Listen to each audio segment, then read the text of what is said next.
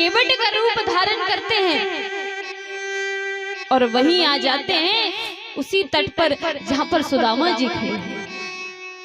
सुदामा जी को देखा, ठाकुर जी ने कहा, क्यों भैया, कहां जाना है?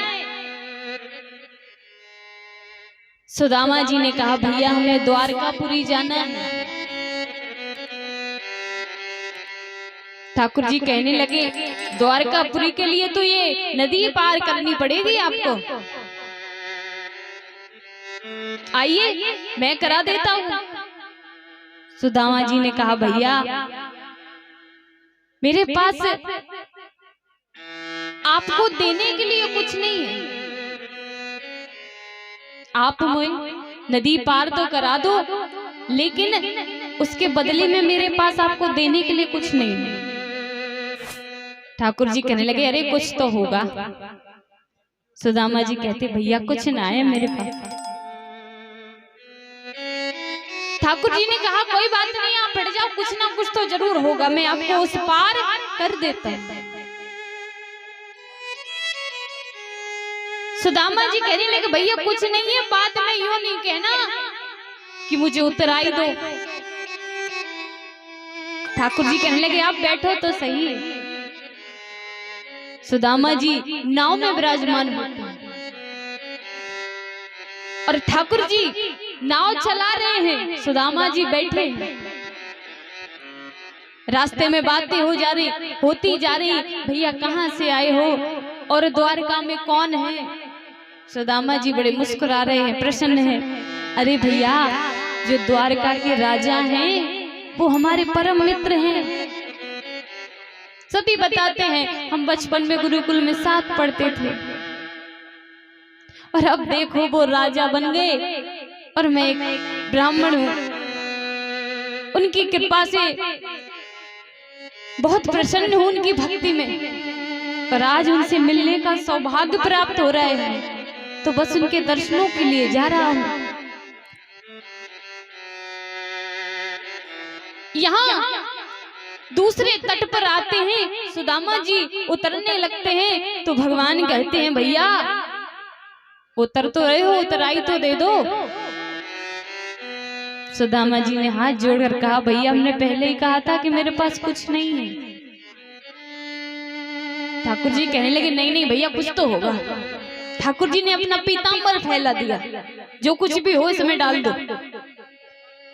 सुदामा जी कहने लगे, भैया कुछ नहीं है मेरे पास, मैं तो गरीब हूँ, भिक्षा मांगकर भोजन करता हूँ, भोग लगाता हूँ, मेरे पास क्या है? भगवान कहने लगे, अच्छा ऐसे नहीं जा सकते आप, कुछ ना कुछ तो देना पड़ेगा। सुदामा जी की आंखों में आंसू आ गए और रोते हुए सुदामा जी कहने लगे, भैया मेरे पास सिर्फ गरीबी है, दरिद्र की है, क्या आप उसे लोगे? भगवान ने कहा, क्यों नहीं, इस झोली में वही डाल दो। तो हमारे ठाकुर जी ने सुदामा जी की आधी गरीबी तो यमुना तट पर ले ली।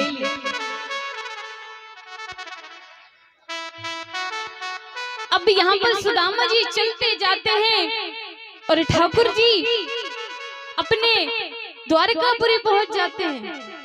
सुदामा जी के पैरों में चप्पल नहीं है, शरीर पे कुर्ता भी नहीं है महाराज पहनने को, सिर्फ एक परदनी है जिसको सुदामा जी ने पहना है। पैरों में चप्पल नहीं है, सर ढकने के लिए पगड़ी नहीं है, हाथ में लाठी है। चले जा रहे सुदामा जी, चलते चलते सुदामा जी थक जाते। सुदामा जी ने सोचा थोड़ा विश्राम कर लेते हैं, थक गया हूं, उसके बाद फिर चलूंगा। सुदामा जी एक वृक्ष के नीचे बैठ जाते हैं, गोविंद हरे मुरारी हरे कृष्ण भगवान को याद करते, भजन करते, और भजन करते करते सुदामा जी को नींद आ जाती है।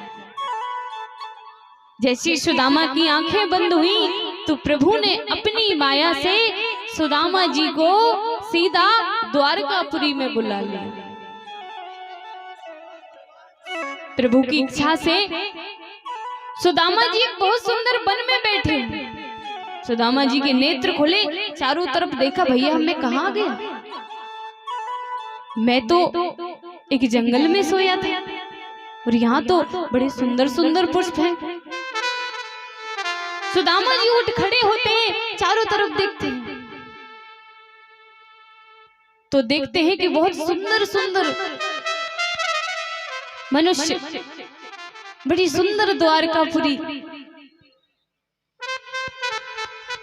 द्वारकापुरी का हर दरवाजा एक जैसा। यहाँ पर सुदामा जी पूछते हैं एक व्यक्ति से, भैया ये कौन सा नगर है? वो कहने लगा, क्यों भैया, कहाँ से आए हो?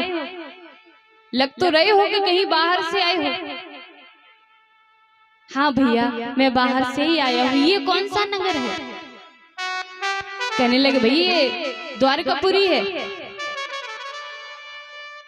द्वारकापुरी, द्वारकापुरी में कृष्ण कहाँ मिलेंगे? अब द्वारकापुरी में कृष्ण नाम से भगवान को कोई नहीं जानता था, द्वारकाधीश के नाम से सब जानते थे। उसने कहा, भैया कौन कृष्ण की बात कर रहे हो? सुदामा जी कहने लगे, भाई कैसे इंसान हो तुम, कृष्ण को नहीं जानते? उन्हें तो सारा संसार जानता है, तुम नहीं जानते? सुदामा जी कहने लगे, पता नहीं ये कैसा मनुष्य। आगे चल के दूसरा व्यक्ति मिला। सुदामा जी ने कहा, भैया ये द्वारकापुरी है? उसने कहा, हाँ भैया है। क्यों? सुदामा जी कहते, यहाँ के जो राजा हैं वो हमें कहाँ मिलेंगे? उसने कहा, अच्छा द्वारकाधीश की बात कर रहे हो? द्वारकाधीश, हाँ भैया उन्हीं की बात कर रहा हूँ। कहाँ? आगे चले जाओ, 2 दरवाजे छोड़कर तीसरे दरवाजे पर राजा मिल जाएंगे। सुदामा जी चले जाते हैं। द्वारकापुरी को देखते हुए प्रसन्न होते हुए कि देखो मेरे प्रभु कितनी सुंदर जगह रहते हैं। मन में मिलन का बड़ा भाव जाग रहा है, अब जाके अपने मित्र से मिलना है। और द्वारकापुरी के जितने भी लोग थे सब सुदामा जी को देख रहे कि भैया ये कौन आ गया? पहली बार इस नगर में ऐसा इंसान दिखाई दे रहा है जिसके पैरों में तक पहना भी कुछ नहीं है, सर पे टोपी नहीं है, तन पे एक जदा नहीं है। सुदामा जी के ऊपर सभी हंस रहे। सुदामा जी गोविंद हरे मुरारी, गोविंद हरे मुरारी कहते चले जाए। द्वारकाधीश के दरवाजे पर पहुंचे तो वहां पर 2 सैनिक खड़े हैं। सुदामा जी पहुंचे और अंदर जाने लगे तो सैनिकों ने कहा, ए भैया कहाँ जा रहे हो? सुदामा जी कहने लगे, मैं द्वारकाधीश से मिलने जा रहा हूँ। द्वारकाधीश से? हाँ। कहाँ से आए हो? क्या नाम है? सुदामा जी अपना नाम बताते, मेरा नाम सुदामा है। जय। और जो आपके द्वारकाधीश है वो मेरे बचपन के मित्र हैं। जय हो। देखो देखो ए गरीबी कहा, ओ कृष्ण के दर पे विश्वास ले